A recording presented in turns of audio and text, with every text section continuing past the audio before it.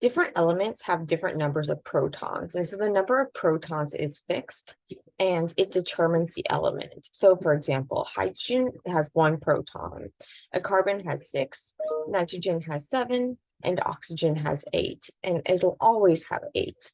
And these protons are always going to be held in place in that central location. But the number of electrons can vary, and these electrons can shift around.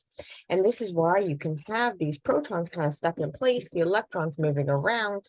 If you have the negative charge moving around, but the positive charge stuck in place, this is going to make it so that regions of the protein of the molecule where those electrons are hanging out more are going to be more negatively charged.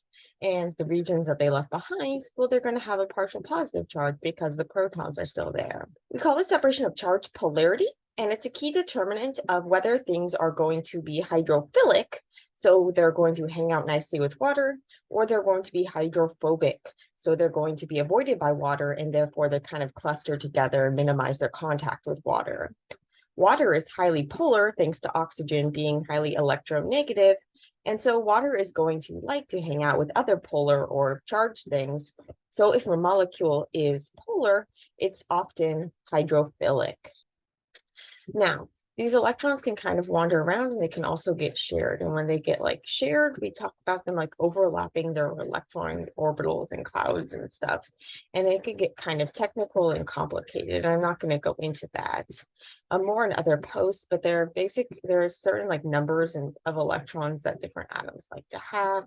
And there are different complementarities between the clouds of different atoms. And I'm not going to talk about that, but it's just core to understand this concept where you have the protons kind of fixed in place and different elements have different numbers of protons. Those protons are providing the pulling power. So the more protons you have, the higher the pulling power you're going to have. But the farther away those electrons are from that protons, from that pulling power, the weaker the pull they're going to feel. And so the electrons on the very outermost electrons are going to have the most energy. They're going to be the freest to go roam around and be attracting other things. We call these the valence electrons. The ones closer in are going to be held more tightly, but how tightly these are all held is going to be determined in part by the pulling power of that nucleus, which is determined in part by how many protons they have. And so as you move across the periodic table, you're gaining protons. And so if you go over here, you're going to have more protons. But as you go down the table, you're going to be, those electrons are going to be held further out. And therefore those are going to be feel the pull less.